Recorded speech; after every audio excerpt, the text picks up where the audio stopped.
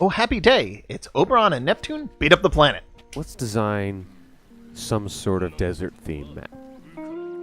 All right, I'm game. Yeah. So I said, Oberon, grab some of those books. And we noticed that there's 2 copies of the Deities and Demigods. So this is an easy Dungeons & Dragons 3.5 thing to look up. There's a deity called Elishar in the back of the book. It's on page 206. And I like this guy because it's got a 5-pointed holy symbol. Because you can just show that, and people will kind of get the idea of what goes on as long as you change it over time in your game. Yeah. So your characters get ported in from some other region. They're like, ooh, it's the desert. Yeah, I should see who these people are and learn their ways so I can understand what the adventure is in here. I should also pack up my cold weather clothes. Bring all of them. I hear the nights are freezing. You gotta wear all your clothing. So anyway, they enter the city, and it's kind of weird actually. When the cleric says, "Okay, I can prepare my spells," you can say, "Well, you have one choice, and it's this Temple of Elishar. It's the only god they really worship around here. They seem to know other gods exist, but they're like, nah, just this guy. Just this guy. He's the boss." Yeah. Yeah. Sounds reasonable. Seems legit. Yeah, the cleric of Palor and this guy, they're like, yeah, basically the same. Yeah, purifying fire. Yep. Except he's got this 5-pointed star inside a 5-pointed star, which looks kind of cool. That's his holy symbol. So, as they're out and they're doing other stuff, the rogue's like, what else is doing in this town? What else can I see? Do they drink a lot here? No, not really. But there is this guy selling maps to the Pharaoh's tombs. Get your fabulous map to the Pharaoh's tomb! The guy's like, hey, you know what? For 5 silver, I can show you The world. And you price it at 5 silver, or even cheaper. 5 copper for you, Effendi. 5 copper and I'll throw in a snack. Yeah.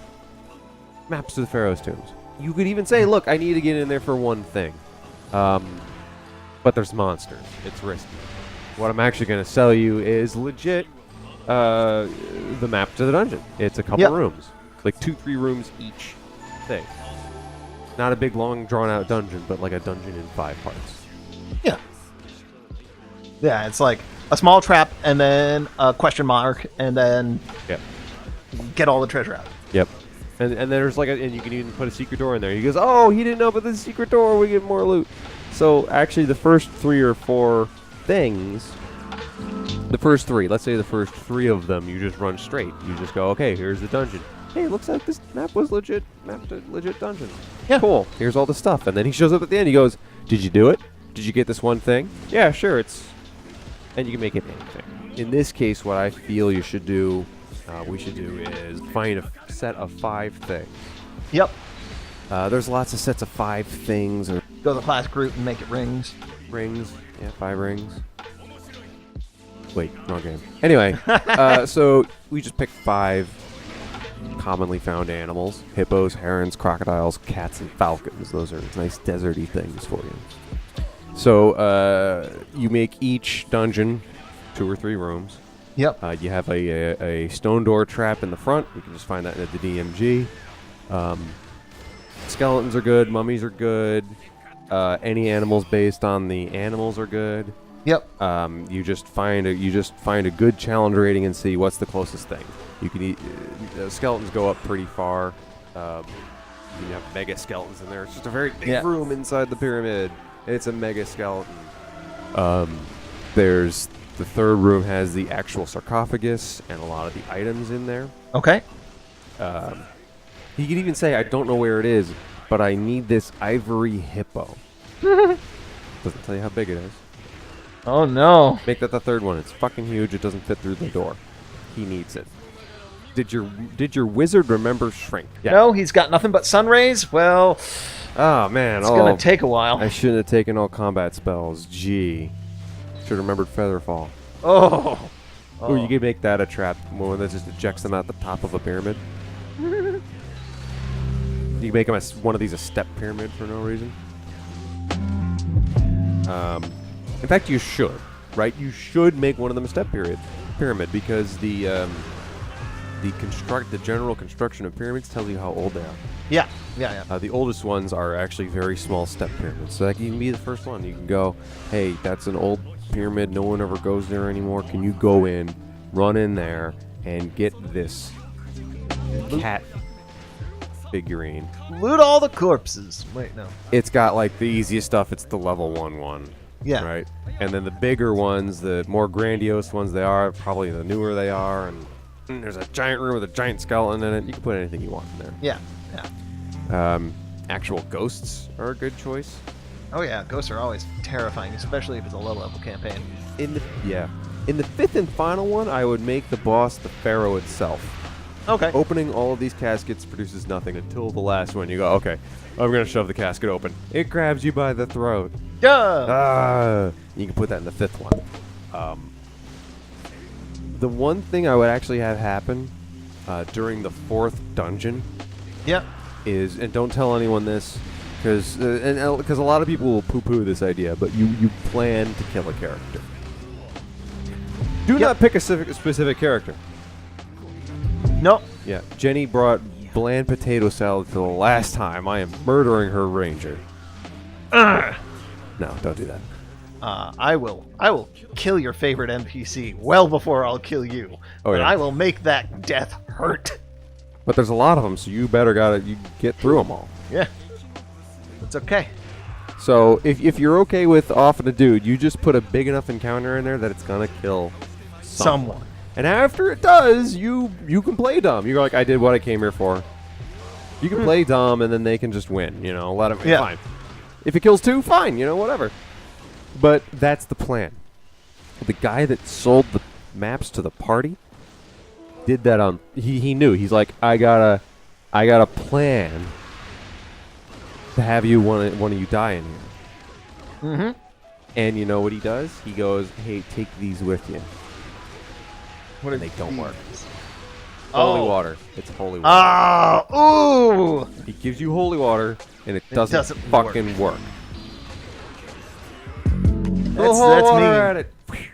Splash. Now I'm wet. Now you've got a wet mummy. Now it's a wet mummy, and it hates you. Oh. Why'd you do that? This is dry clean only. Do you realize how dusty I was? Do you realize how disgusting this tastes? Ugh. God, ugh. Muddy mummy dust. Oh. Ugh. Yeah, that. Yep. Somehow you can track mummy rot. Oh. This is how you want mummy rot. This is how you get mummy rot. All right. So the thing, what he does is he needs 5 items, little figurines about the varying size and shapes to use in a ritual. Yeah.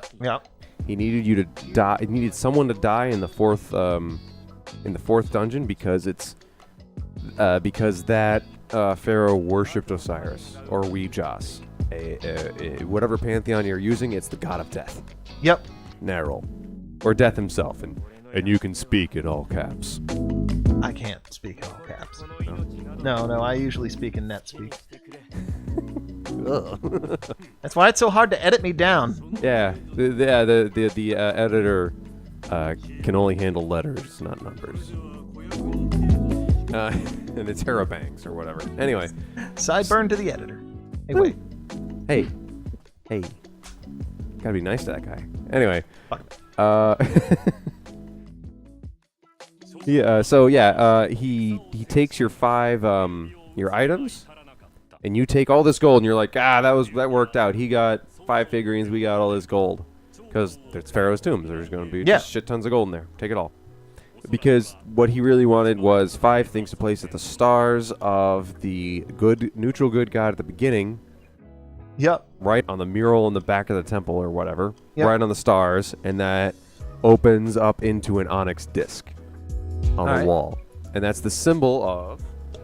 that's a symbol of Tolodoth. On the next couple of pages, 210, same book, Deities and Demigods. He's the good god's arch nemesis, I guess. And even if it doesn't say that in the book, you can make it that way. He's a negatively aligned god. He's aligned with negative energy. So he's here to destroy the world. He releases the night god. And maybe you can either have minions in there and stop him before he does that, or if you're high enough level, do that and defeat this 35th character level divine rank 15 god, and that's it. That's 15 rooms of a dungeon with breaks in between. Yep.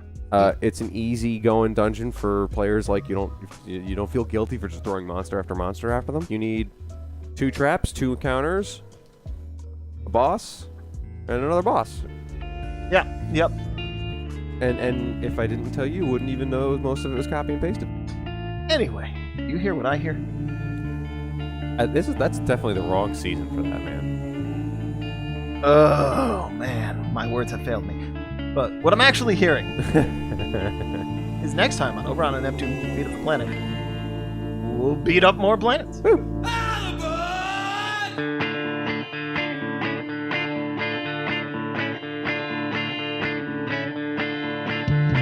The wind howled at the